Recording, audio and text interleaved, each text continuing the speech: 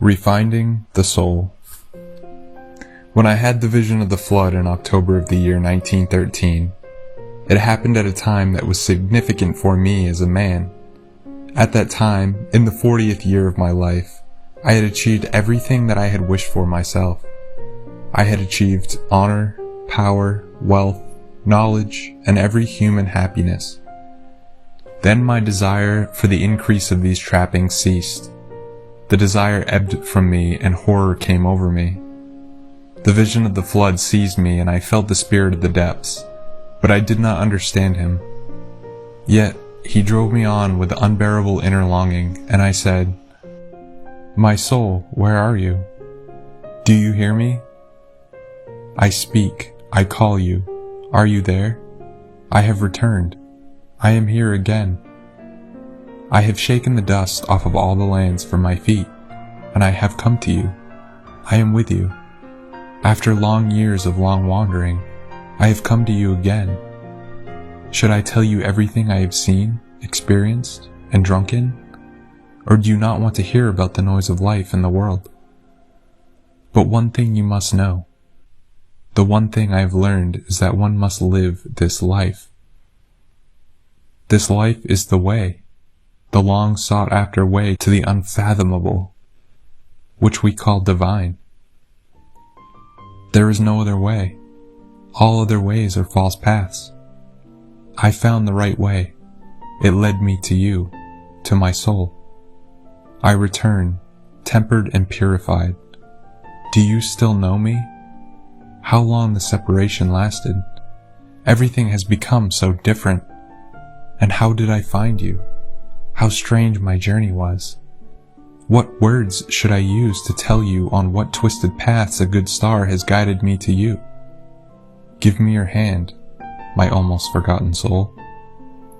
How warm the joy at seeing you again, you long disavowed soul.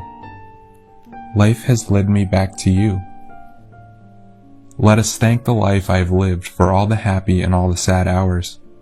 For every joy, for every sadness. My soul, my journey should continue with you. I will wander with you and ascend to my solitude.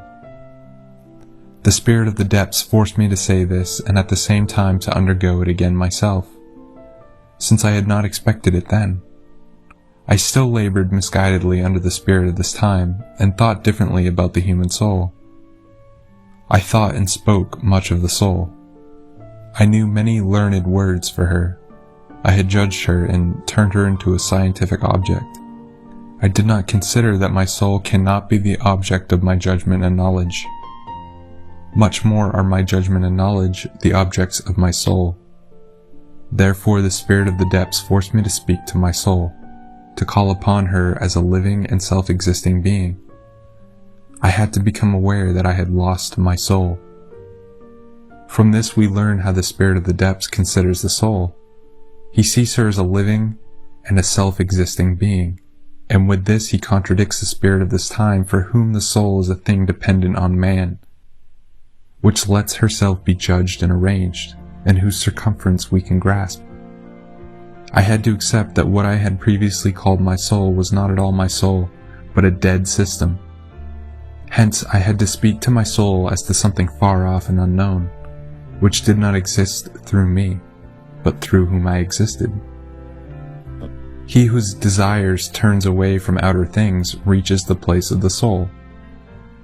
If he does not find the soul, the horror of emptiness will overcome him, and fear will drive him with a whip, lashing time and again in a desperate endeavor and a blind desire for the hollow things of the world. He becomes a fool through his endless desires, and forgets the way of the soul, never to find her again. He will run after all things, and will seize hold of them, but he will not find his soul, since he would find her only in himself. Truly, his soul lies and thinks in men, but the blind one seizes things in men, yet not his soul in things and men. He has no knowledge of his soul. How could he tell her apart from things and men?